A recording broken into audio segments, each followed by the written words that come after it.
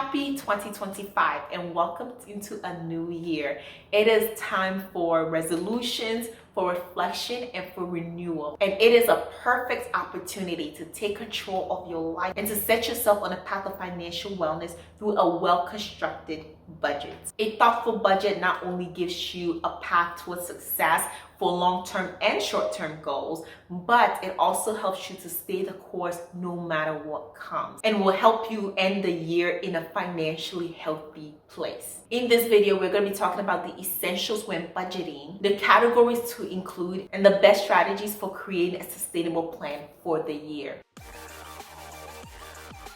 Hello everybody and welcome back to my channel, and if this is your first time here, hello, welcome. This is Essential Patience and I Am Patience, and on this channel we discuss society's impact on our lives, our finances, and how we can take back that power to make more intentional decisions for our lives and our finances so that we can be in a financially healthy place, reach financial independence, most of all just be financially literate. So if that sounds good to you, be sure to like this video, subscribe to my channel, and ring the notification bell so you do not miss out on any of my future videos. Let's dive straight in. So why should you start the year with a budget? A budget is an act of financial roadmap guiding you towards goals while ensuring you live within your means. It helps you to identify areas where you're overspending. So sometimes people who spend without a budget may think, I don't buy too much, I don't even go out that much, so where's all my money going? And if you've ever asked yourself, where is all my money going? You are the type of person who could use a budget. I mean, I think everybody should have a budget, but definitely if you've ever asked yourself, where is all my money going? It could be that daily coffee that you buy, even though it doesn't sound like a lot, maybe just $5 a day. By the end of the week, you buy 5 times, that's $25. And at the end of a 4-week month, $100. At the end of the year, you're spending well over $1,200 on daily morning coffees. A budget will also help you prioritize your resources and allocate those monetary resources towards places that you prioritize, such as debt repayments, savings, investments. And this is really important because if your money is not going to these things, it's more likely than not just go into spending and consuming. Having a budget also prepares you for emergencies. If you're on this channel, you know I always talk about having a fully funded emergency fund. And with the budget, you can create a fund to allocate money towards emergencies. So just in case something happens, even though we pray it doesn't, you will have the money. And more likely than not, most emergencies, or what seems to be emergencies currently to you today, will become more so inconveniences, because when you have that money, you wouldn't feel so panicked. Yes, you're still gonna feel the fact that you are spending money that you spent months and years saving for, but it'll be way better. And most importantly, having a budget reduces financial stress, the anxiety of not knowing if you're going to have enough money to pay your bills, if you're not gonna have enough money to cover this emergency. That peace that you gain when you have a budget and you know that you have allocated money towards all the things that need to be covered, you have thought it through, you know what is coming up, you know what bills will be coming every month to month, and you are saving ready to pay that bill. That piece is absolutely amazing, and I know this because that's what I do. And so I want to share with you so you can get that financial peace and move through the new year, not with anxiety, but with intentionality. Now let's talk about how to create a budget and the steps in creating a good, well-functioning, balanced budget. There's 3 main steps that is really important when you're making a budget. Number 1 is to assess your income, your resources. How much money are you making? It's funny to me that a lot of people don't even know how much money they gross or net, and netting may be slightly harder, but how much do you gross? How much do you pay in taxes? And after paying your taxes and maybe making some pre-tax contributions to your HSA, 401k, how much do you bring home? Now, there's a very simple way of calculating. One is to just go to your job and ask them what your annual salary is. Another thing is to look at your previous year taxes and see how much you made. That may not account for any overtime if you have a base salary and then you make most of the money based on commissions or overtime. But another way is to just look at how often you're paid and multiply by the year. So for example, you make $1,000 per week. We'll take that $1,000 and multiply it over the 52 weeks that are in a year, and you make $52,000 per year. Let's say you make $2,000 bi-weekly. Now take that 2 weeks check and multiply by 26, which is the number of checks you will get in a year. Don't just say, oh, it's a month, so it's 4 weeks in a month, and then multiply by 48. They're not 48 weeks in a year, they're 52. And if you do want to average it out by the month, what you will do, take whatever you get for the full year. So let's say is that $1,000 per week over 52 weeks, that's $52,000 a year. And you're going to divide it to average $4,333.33 for each month. Now this is very different than if you took a paycheck and just multiply by 4 and say, oh, I make $4,000 per month. That's not true, because what about the months that are 5 weeks? Now you're making $5,000, but you just want to average it over the year so you know what you have coming in and what you're working with. And knowing your income gives you a baseline of it, especially if you're making one of those zero leftover budgets where every money has an assignment. When you're budgeting, you make sure that every dollar is going somewhere. It's not just bills and then the rest is discretionary. Every dollar should have an assignment and every dollar should have a purpose. And this is one of the bases of a good budget. Next is the categories in tracking your expenses.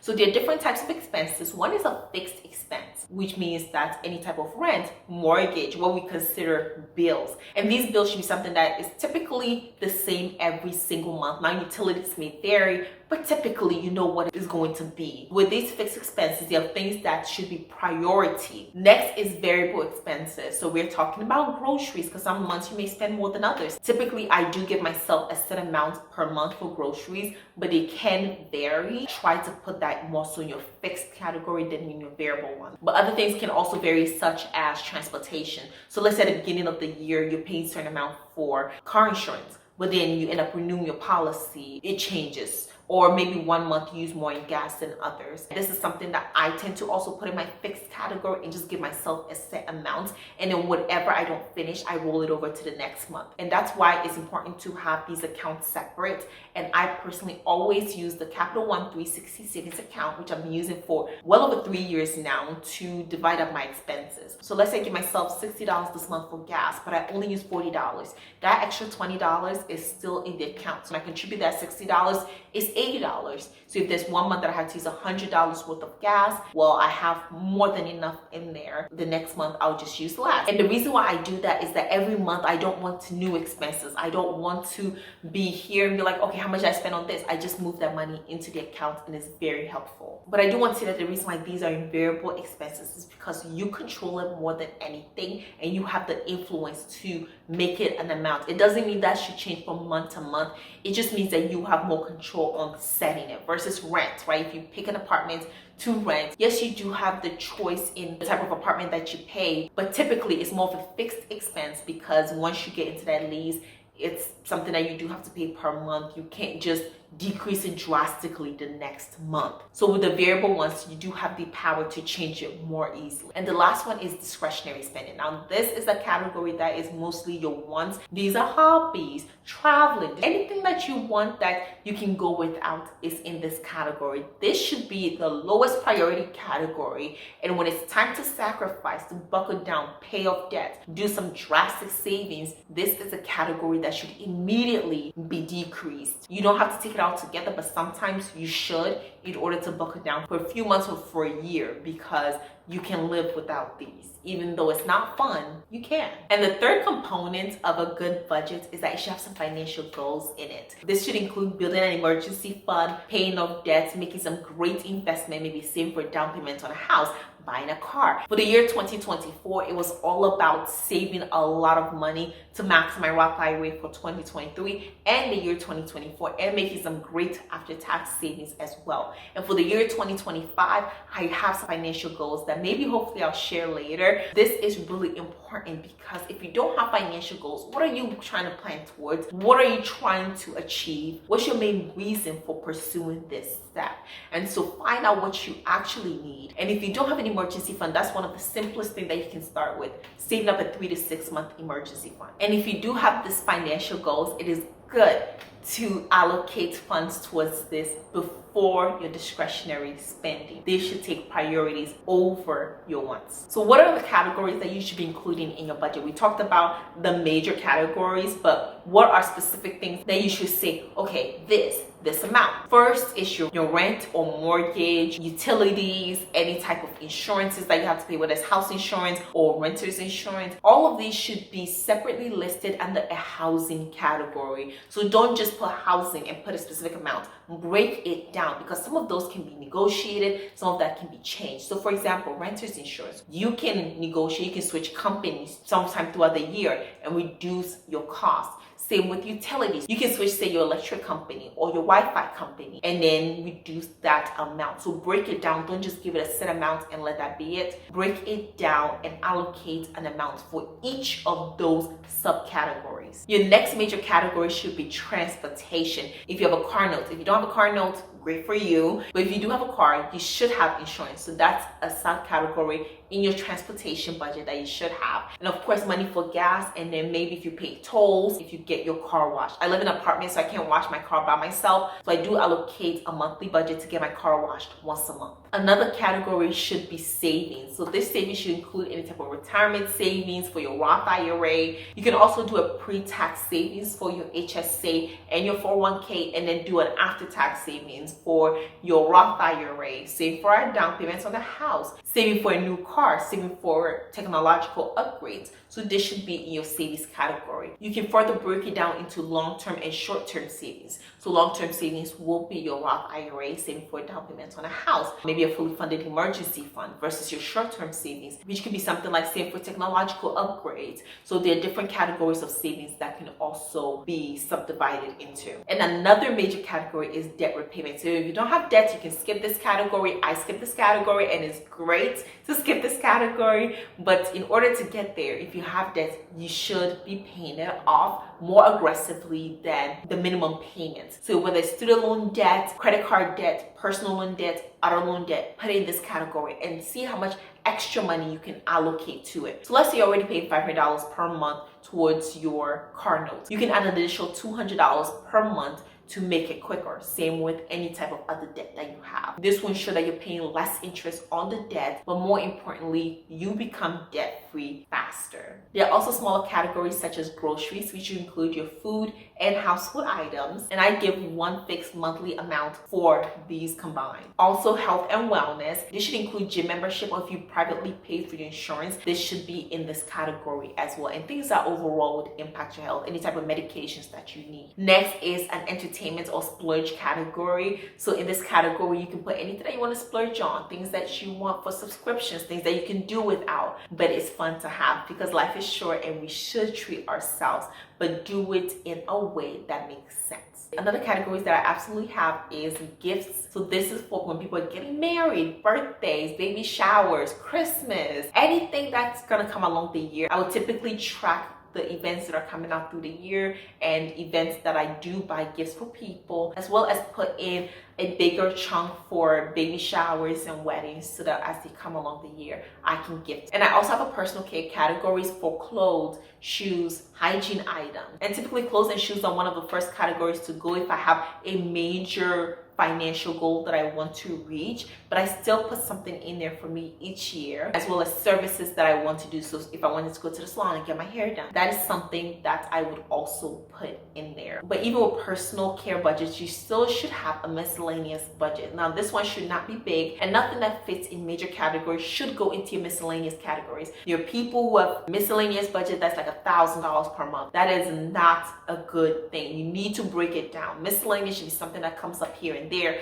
Maybe you need batteries for the house, doesn't fit anywhere. Maybe you need a duct tape and that doesn't fit anywhere in the budget. Then you buy it and put it in the miscellaneous budget. But it shouldn't be something that actually could go into a separate category. Like I can go buy a dress and put a miscellaneous category, put it in my personal items category, because that's something I can track under clothes and shoes. Well, that's the approach that I personally use. There are also some famous methods that people use to make it easier to budget, and the most popular is definitely the 50-30-20 rule. So this 50-30-20 rule states that you should be putting about 50% of your income towards your needs, 30% towards wants, and 20% towards saving. Now, I do think that you can't really go too wrong with this, but because of life and things that you would need to save for earlier in your life, I think this does not work for everybody, and it surely does not work for me. I tend to decrease my needs as much as possible. I still have a wants category, and I also have a giving category where I pay my tithes and offering and give frequent donation. And I also prioritize my savings category above my wants. So for the year 2024, I certainly saved way more than 20% of my income, gross or net, because for me, saving currently is way more important than anything that I actually do want. Because currently for me, I choose to put my savings way above my frivolous wants. But one thing I encourage everybody to practice is the zero-based budgeting. And this is a method where every dollar is assigned a purpose, ensuring income equals expenses. It is excellent for meticulous planners and those aiming to minimize waste of money. Because if you don't have plans for your money will have plans for you. So give each dollar an assignment. And this does not mean spend everything. This just means that if you're making $4,000 per month, each money should be allocated to something. You shouldn't end the month with, say, $500 that you just don't know what to do with. It should either be something that goes towards your bills. And if you have very minimal bills, do not make more for yourself. Put it towards saving. It should also be a category for your discretionary spending. There should be a balance in it. By the end of the month, there should be no money just left over with nothing to do. Because if you just happen to have that $500 in your account, more likely than not, you're going to spend it. We could have made a savings category and that money could have gone into saving. What happens if you have that type of job that the money is infrequent and sometimes you earn way more than you expected, or you do overtime and this month you have an extra $700 that you didn't plan for? I believe that money unplanned for that comes your way, it goes to savings. And if you have debt, it goes towards paying off that debt. Do not just spend it because it just happened to be money you didn't plan for. Money unplanned for is for savings.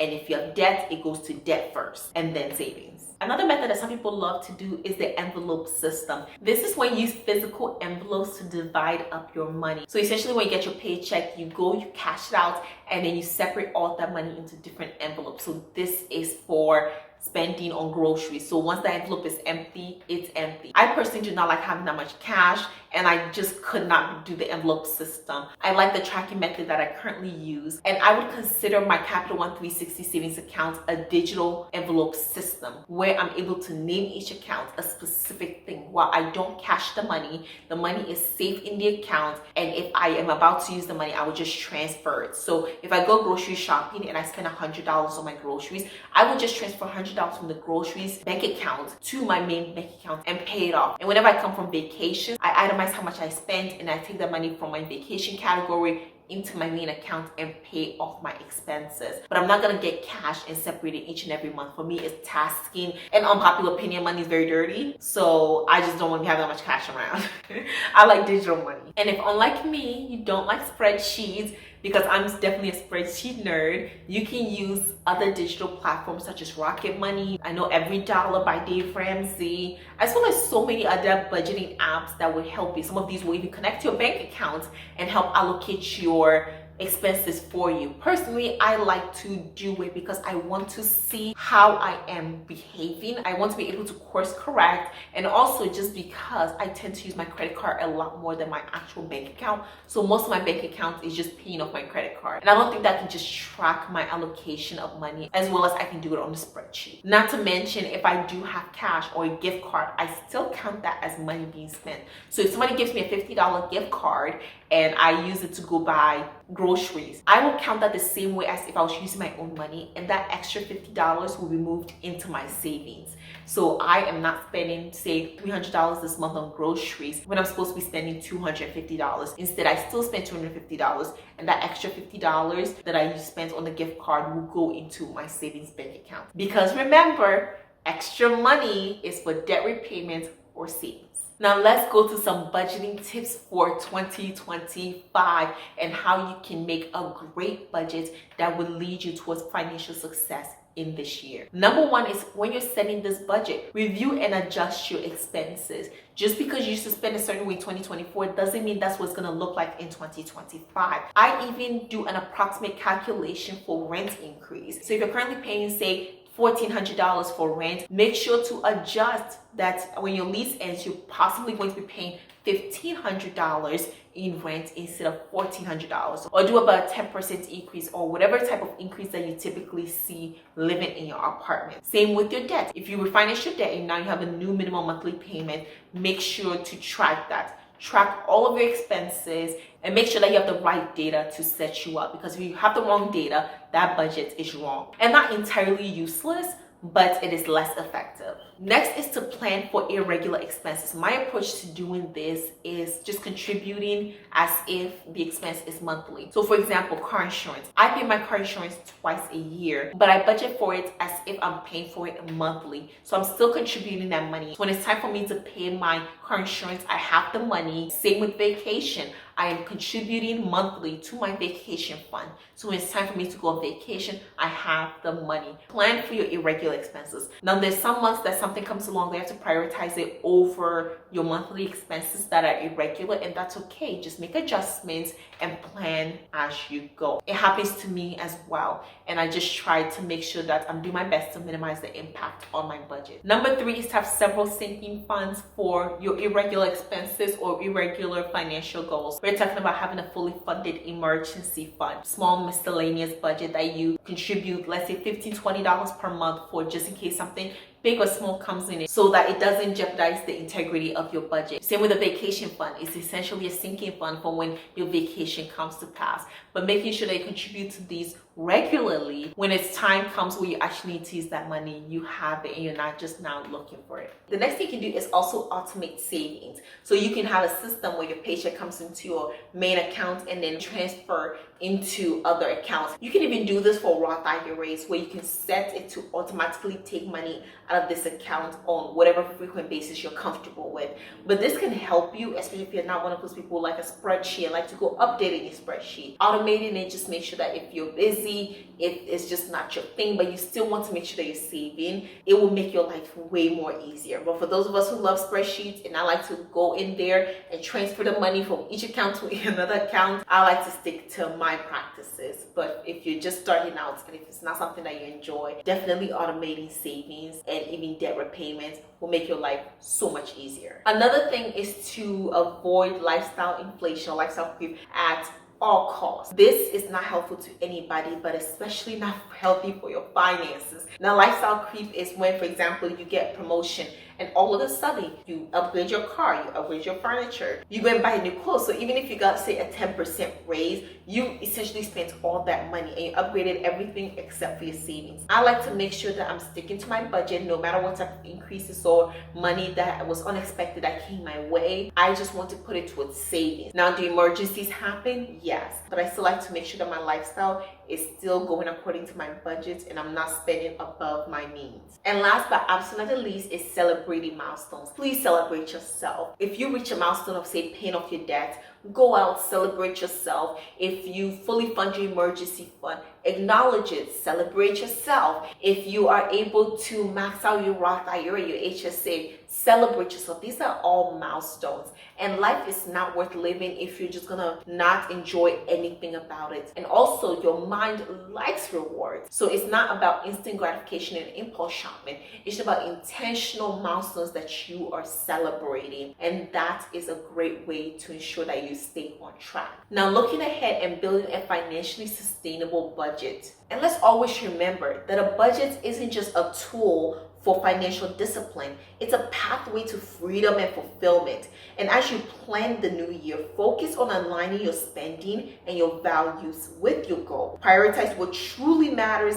and let go of expenses that do not bring you any joy or value. Budgeting may require initial effort, but the rewards such as peace of mind, having financial security, and the ability to achieve your dreams are so worth it. With determination, consistency, and a clear plan, 2025 can be a year that you can take control of your finances and set the stage for a financially successful life in future. By starting the year with a thoughtful budget, you are not just managing money, but you're also crafting a life for yourself that is filled with intentionality, stability, and success. And with that, I'm bringing this video to an end. Thank you all so much like, comment, and subscribe to my channel, and ring the notification bell so you do not miss out on any of my future videos. Share this video with somebody who you know will be helpful towards, with your friends, with your families.